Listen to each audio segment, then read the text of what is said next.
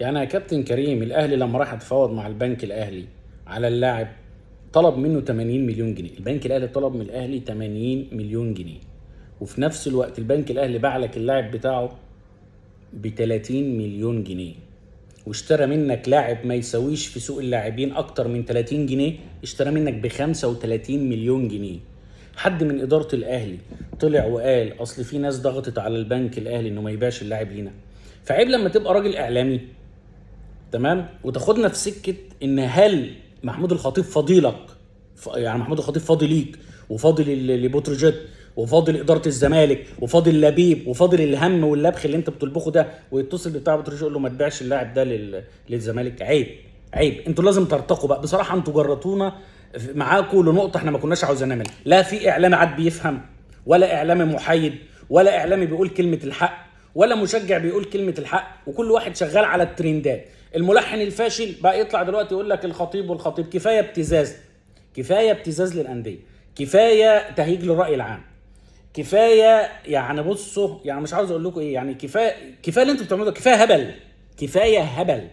مش ابتزاز ده، انتوا بتبتزوا الانديه يعني انتوا محترفين ابتزاز صراحه. انتوا عاوزين يعني انت ما قدمتش اصلا طلب رسمي للنادي وبتقول ان الاهلي كلمه عشان ما يبيعليش. طب انت يا ابني قدمت طلب رسمي؟ انت ادارتك قدمت طلب رسمي؟ لا ما قدمتش، بس الاهلي منع اللاعب ده. اللاعب ده مين؟ بيلعب في بطوله. طب انت قدمت؟ لا ما قدمتش، بس برضو الاهلي منع. يا جماعه بلاش تخلف، بلاش تخلف، بلاش تخلف. انت اصلا القيد بتاعك ما بيتفتحش يومين على بعض، انت مش عارف تفتح القيد جمعتين على بعض، ومعلق فشلك على النادي الاهلي، معلق فشلك على النادي الاهلي، وكل شويه الحقونا ده الاهلي يا ابني يا حبيبي حرام عليكم، حرام عليكم. محمود الخطيب ده مش فضيلك. محمود الخطيب هيرفع سماعه التليفون عشان يتصل بنادي ما يديش نادي، وانت اعلامي ظاهر في قناه؟ ده جنش لما اشتكى، جنش لما اشتكى منعتوه من الظهور في التلفزيون. انتوا خنقتونا، انتوا كاعلام خنقتونا، كوزير رياضه خنقتونا.